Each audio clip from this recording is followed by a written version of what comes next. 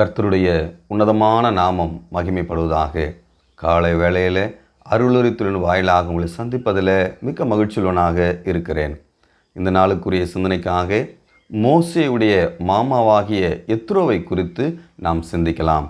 அவரிடத்தில் இருக்கக்கூடிய நல்ல சுபாவங்களை நம்முடைய நினைவுக்கு நாம் கொண்டு வருவோம். மோசே இஸ்ரவேல் ஜனங்களை எகிப்திலிருந்து அவர் வெளியே கொண்டு வருகிறார். அவர் செங்கடலாம் பிளந்து மாரா ஏலிம் இவையெல்லாம் தாண்டி ரெவிதீமிலே யுத்தம் நடந்தது. அவையெல்லாம் முடித்த பிறகு அவர் என்ன செய்கிறார்? இவர்கள் பாளையம் இருக்கக்கூடிய அந்த தேவ பர்வதமாகிய அந்த இடத்திலே மோசேயுடைய மாமா மோசேயுடைய மனைவியும் மோசேயுடைய 2 பிள்ளைகளையும் அழைத்து கொண்டு வருகிறார்.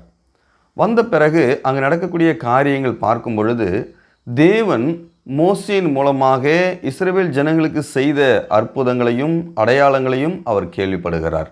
பலத்த கரத்திலே தேவன் அவர்களை எவ்விதமாய் காத்து பராமரித்து போஷித்து நடத்தி வரக்கூடிய அந்த நடத்துதல் அவர் கேட்கிறார்.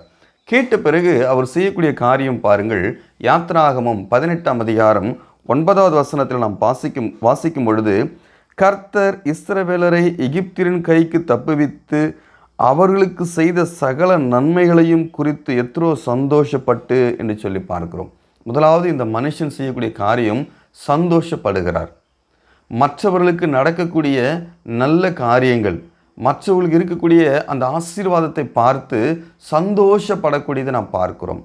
உண்மையாகவே இஸ்ரவேல் ஜனங்களுக்கு தான் கானான் தேசத்தை கொடுக்க போகிறார், இந்த எத்ரோவுக்கு அல்ல. ஆனால் கானானை பெறக்கூடிய அந்த தேவ ஜனங்களே அநேக வேளையிலே சந்தோஷப்படவில்லை, முறுமுறுத்தார்கள், வேதனைப்பட்டார்கள். அவர்கள் தேவனுக்கு விரோதமாய் மனம் கசந்து தன்னுடைய எல்லா மாம்ச காரியங்களும் வெளிப்படுத்தினார்கள். அவர்கள் அநேக வேளையிலே சந்தோஷப்படவில்லை. ஆனால் எத்ரோ இதை கேள்விப்பட்டு என்ன செய்கிறார்? சந்தோஷப்படக்கூடியதை நாம் பார்க்கிறோம். உண்மையாகவே நம்முடைய வாழ்க்கையிலும் கூட நாம் மற்றவர்களுடைய ஆசீர்வாதத்தை பார்த்து சந்தோஷப்பட வேண்டும். ரோமர் 12ஆம் அதிகாரம் 15வது வசனத்தில் பார்க்கிறோம், சந்தோஷப்படுகிறவர்களுடனே சந்தோஷப்படுங்கள், அழுகிறவுடனே அழுங்கள் என்று சொல்லி நாம் பார்க்கிறோம். உண்மையாகவே எவ்வளோ அருமையான காரியம். நம்மை சுற்றிலுமாக இருக்கக்கூடிய ஜனங்களோடு கூட அவர்கள் சந்தோஷப்படும் போது நாம் சந்தோஷப்படக்கூடியவர்களாக இருக்க வேண்டும்.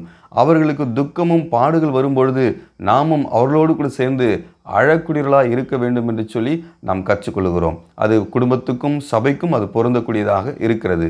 இதற்கு மாறாக நாம் நேர்மாறாக நாம் செய்வோம் என்று சொன்னால் நாம் மாம்சத்தின் பிள்ளைகளாய் இருக்கிறோம், ஆவிக்குரிய பிள்ளைகள் அல்ல என்பதை நம்மால் புரிந்து கொள்ள முடிகிறது. 2வது காரியம், எத்ரோ என்ன செய்கிறார்? இதே யாத்ராகம் 18ஆம் அதிகாரம் 10வது வசனம், உங்களை எகிப்தியரின் கைக்கு பார்வோனின் கைக்கும் தப்புவித்த எகிப்தருடைய கையின் கீழிருந்த ஜனத்தை விடுவித்த கர்த்தருக்கு ஸ்தோத்திரம் என்று அவர் சொல்லக்கூடியதை நாம் பார்க்கிறோம். 2வது காரியம், எத்ரோ என்ன செய்கிறார்? தேவனை அறியாத மனிதன்தான் இல்லையா? அவர் செய்யக்கூடிய செயல் பாருங்கள், கர்த்தருக்கு ஸ்தோத்திரம் என்று சொல்லி ஆண்டவருக்கு நன்றி செலுத்தக்கூடியதை நாம் பார்க்கிறோம்.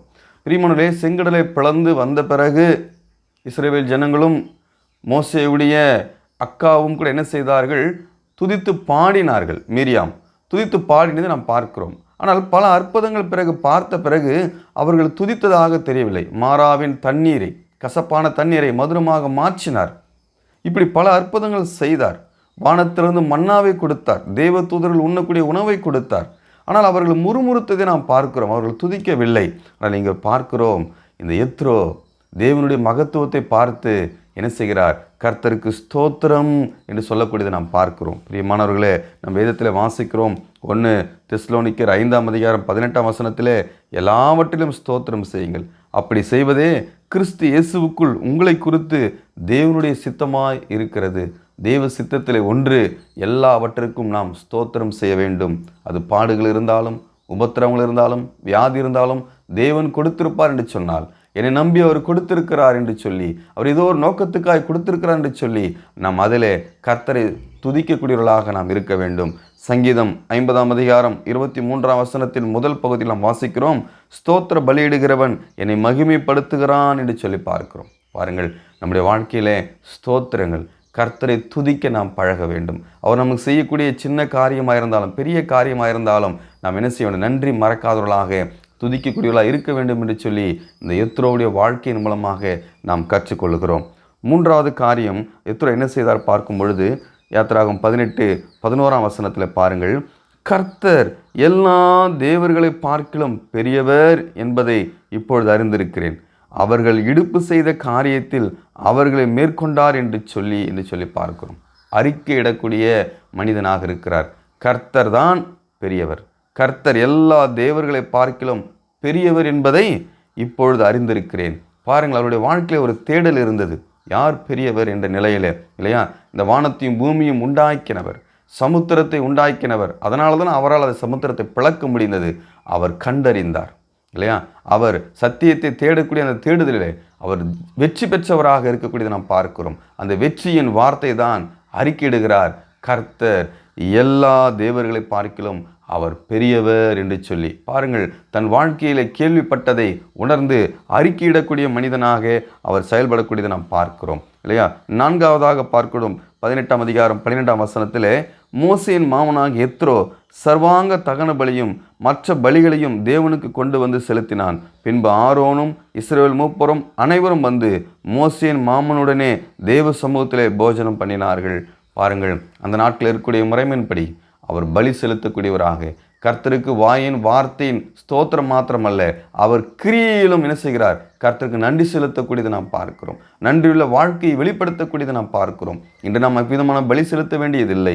ஆனால் நம்முடைய வாயிலே, நம்முடைய நாவிலே, நம்முடைய இருதயத்திலும் நம்முடைய நாவிலும் வரக்கூடிய காரியங்கள் ஒன்றாய் இருக்க வேண்டும் என்று சொல்லி தேவன் விரும்புகிறார். அதாவது நாம் சொல்லக்கூடிய செயல்கள், நாம் செய்யக்கூடிய கிரியைகள், இவை இரண்டுமே ஒன்றாக இருந்து தேவனை மகிமைப்படுத்த வேண்டும் என்று சொல்லி எத்ரோவின் மூலமாக நாம் கற்றுக்கொள்கிறோம். இந்த காலை வேளையில் இப்படிப்பட்ட சிந்தனைகளோடு கூட நாம் முதலாவது கர்த்தரிடத்தில் வந்து சந்தோஷப்படக்கூடியவர்களாக, அவர் செயல்களை கேட்டு சந்தோஷப்படக்கூடியவர்களாக, இரண்டாவது ஸ்தோத்தரிக்கக்கூடியவர்களாக, மூன்றாவது நாம் பார்க்கும்பொழுது அறிக்கையிடக்கூடியவர்களாக, நான்காவது கிரியையிலே தேவனை மகிமைப்படுத்தக்கூடியவர்களாக இருக்க வேண்டும் என்று சொல்லி இந்த எத்ரோவின் வாழ்க்கையை நாம் கற்றுக்கொள்கிறோம். விதமாய் செய்து மகிழ்ச்சியுள்ள வாழ்க்கை வாழ தேவன் தாமே நமக்கு உதவி செய்வாராக.